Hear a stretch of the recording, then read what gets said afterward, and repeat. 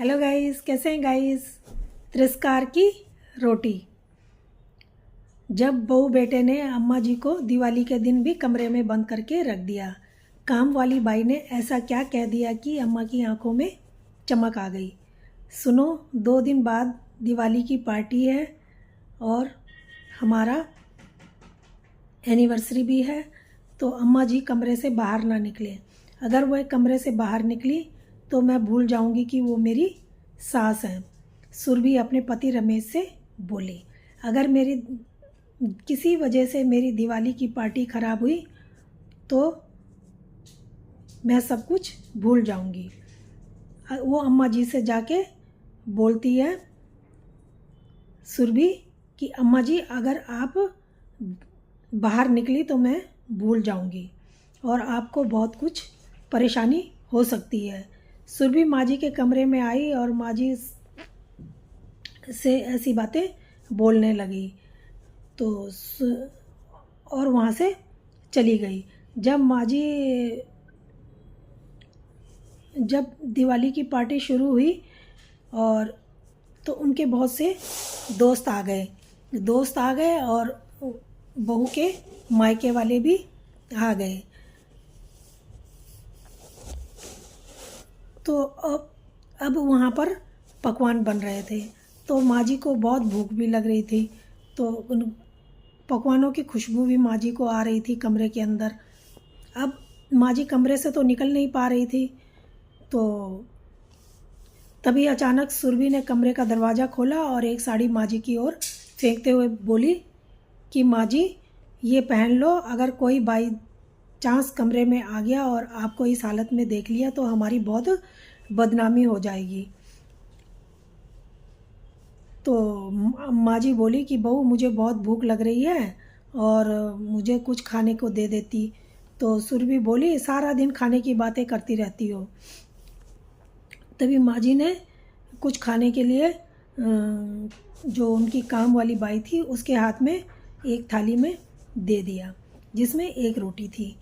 तो अम्मा जी ने वो खाया और बोली कि बेटा, मुझे तो अभी भी मेरा पेट नहीं भरा है ये एक रोटी से, तो मुझे तो बहुत भूख लगी है।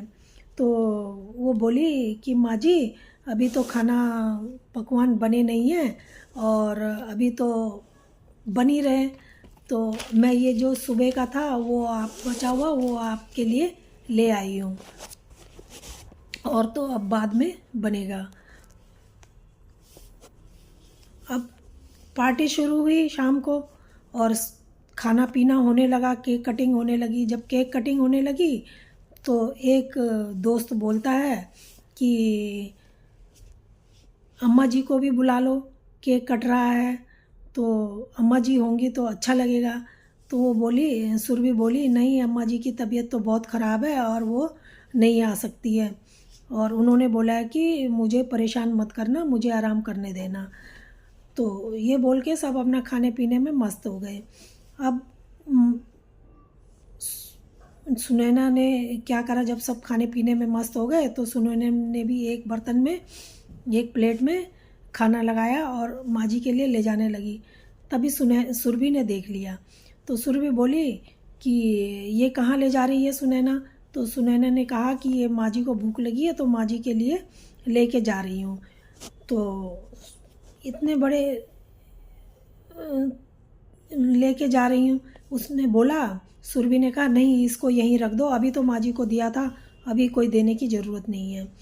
माँ जी नहीं देना, माँ जी को यहीं रख दो, जाओ अपने कमरे में अपना काम करो। ये सब बोलते हुए अब सुनैना तो डर गई और उसने वो थाली वहीं रख दी और अपने काम पर लग गई। तो इतने में माँ जी, रात के 11 बज चुके थे। पार्टी में भी लोग सब मस्त हो गए थे। तो इतने में माँ जी को बहुत ज़ोर से भूख लग जाती है। अब माँ जी से भूख बर्दाश्त नहीं हो रही होती है, तो माँ जी दरवाज़ा खोल के बाहर निकलती हैं और आती हैं। तभी सुरभि देख लेती है। तो सुरभि बोलती है, माँ जी, आपको बाहर आने को किसने कहा था, आप बाहर क्यों आ गई। तो जब ऐसे बात हो रही थी तो माँ जी बोलती हैं कि मेरे को तो बहुत ज़ोर से भूख लगी थी, तो मेरे से भूख बर्दाश्त नहीं हो रही थी, इसलिए मैं आ गई। तो जब लोग सुनते हैं माँ जी की आवाज़ तो सब देखने लगते हैं, और जब देखने लगते हैं तो सुरभि उनको टोकती है और कमरे में अंदर ले जाती है और धक्का दे देती है और अंदर बंद कर देती है। जब कमरे में जब बंद होती है, माँ जी गिर जाती हैं और माँ जी के हाथ में से खून भी निकलने लगता है और माँ जी वैसे ही दर्द से करा के उठ जाती हैं। अब क्या होता है कि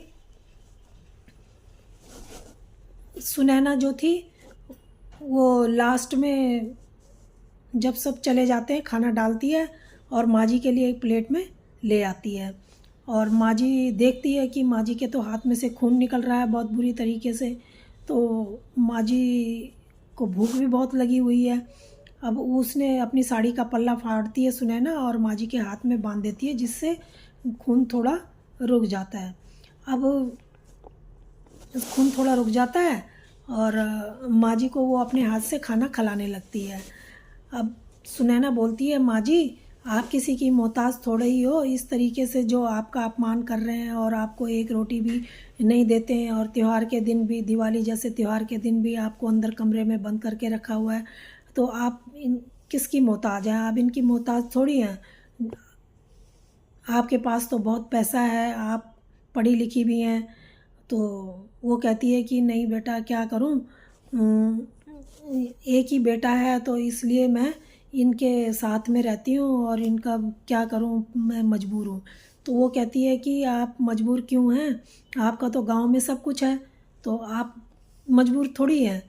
तो वो कहती है कि क्या करूं, सारा पैसे जो वहाँ के खेती से आते हैं वो भी बेटा अब ले लेता है और उसमें से भी मुझे कुछ नहीं मिलता है, मैं तो बहुत परेशान हूँ। और माँ जी रोने लगती हैं।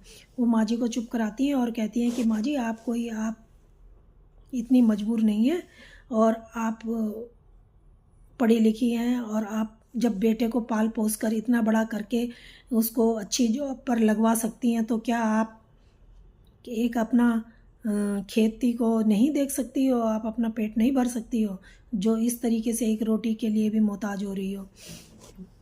उस ये बोल के सुनैना तो चली जाती है। तो माँ जी सोच में पड़ जाती है कि बोल के तो वो ठीक गई है, देखो वो तो अनपढ़ है फिर भी इतना हौसला रखती है, ऐसी बातें बोल रही है, और मैं सब कुछ होते हुए भी, पढ़ी लिखी होते हुए भी और सब कुछ होते हुए भी हौसला नहीं कर पा रही हूँ, तो मुझे हौसला नहीं हारना चाहिए। और माँ जी क्या करती है कि बैठ जाती है, सोचने लगती है। इतने में बहू बेटा आ जाते हैं तो कहते हैं कि माँ जी क्या कर रही हो, इस तरीके से क्यों बैठी हुई हो, क्या बात हो गई है। तो वो कुछ नहीं बोलती हैं। तो बहू बोलती है कि माँ जी को या तो गांव छोड़ाओ या तो वृद्धाश्रम छोड़ाओ, मेरे बस की नहीं है इनके साथ में रहना और इनकी सेवा करना, मेरे बस से ये बाहर हैं। तो बेटा भी कहता है कि ठीक है। तो अब क्या करता है कि बेटा माँ जी को कहता है कि माँ जी आप कल अपने कपड़े वगैरह जो भी ले जाना है आपको सब पैक कर लेना और मैं आपको गांव छोड़ के आ जाता हूँ। माँ जी चुप रहती हैं, कुछ नहीं बोलती हैं।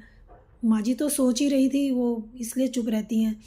तो अब जब वो दूसरे दिन माँ जी को गांव छोड़ के आता है बेटा, तो माँ जी वहाँ क्या करती हैं कि अपना सारा घर वगैरह साफ़ करती हैं और अपना खेत वेत संभालने लगती हैं और वकील को बुला लेती हैं और वकील से बोलती हैं कि ये जो प्रॉपर्टी है, ये खेत वेत जो भी है मेरे नाम से, इनको किसी ट्रस्ट को, वृद्धाश्रम को दान कर दिया जाए और मेरे मरने के बाद सब ये ट्रस्ट को दे दिया जाए वृद्धाश्रम में। और ये जो मकान है आधा हिस्सा मैं रखूँगी और आधा हिस्सा ये गरीब बच्चों के पढ़ाई लिखाई के काम में आएगा इसको बेच के। तो वकील कहता है कि ठीक है। अब जो माँ जी इस तरीके से वसीयत बनवा लेती हैं। अब बेटा सोचता है कि हर महीने पैसे मेरे अकाउंट में आते थे खेती के, इस बारी मेरे अकाउंट में कोई पैसा नहीं आया। वो सोच में पड़ता है, वो गांव जाता है। गांव जाता है तो माँ जी से बोलता है कि माँ जी क्या बात है, मेरे अकाउंट में कोई पैसा ही नहीं आया अभी तक, खेती का जो आता था हर महीने। माँ बोलती है कि बेटा अब वो नहीं आएगा क्योंकि ये खेती मैंने अपने नाम से कर ली है और अब ये सब मेरा है। अब मैं इसका जो चाहूँ वो कर सकती हूँ और इसमें तुम्हारा कोई हक नहीं है। तुम अपना जहाँ रह रहे हो वहाँ रहो और ये पैसा मैं सब ये मेरे काम आएगा। और जब मेरे मरने के बाद ये सारा अब मैंने ये ट्रस्ट में दान कर दिया है और वृद्धा आश्रम के लिए, और इसमें तुम्हारा अब कोई हक नहीं है। और मेरी प्रॉपर्टी भी और मेरा सब कुछ अब ट्रस्ट के नाम है।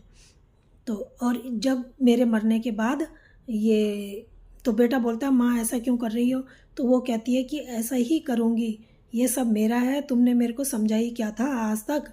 अब तुमने तो मजबूरी में मुझे रखा हुआ था और 2 रोटी भी मेरे को नसीब नहीं हो रही थी तुम्हारे साथ रह के, और मुझे जलील किया जाता था और ताने ही मारे जाते थे। तो अब मैं यहाँ पर आराम से रह रही हूँ और सुकून की ज़िंदगी जी रही हूँ, और तुम लोग जहाँ रह रहे हो वहाँ रहो। और ये जो अब मेरी देख रेख के लिए मैंने अपनी देख रेख के लिए सुनैना को बुला लिया है। अब सुनैना मेरी देख रेख करेगी जब तक मैं हूँ, और उसके बाद ये सुनैना मेरे ट्रस्ट का ही देखभाल करेगी, और सुनैना को उसके बदले में देखभाल करने के बदले में एक हर महीने तनख्वाह मिला करेगी। और तुम्हारा अब इसमें कोई अधिकार नहीं है, अब तुम यहाँ से जा सकते हो। और अब वो सुनैना और उसके पति माँ जी की सेवा करते थे और बहुत अच्छे से माँ जी की ज़िंदगी चल रही थी और माँ जी खुश थी। तो दोस्तों कैसी लगी ये कहानी? अगर अच्छी लगी हो तो प्लीज़ बेल आइकन दबा देना।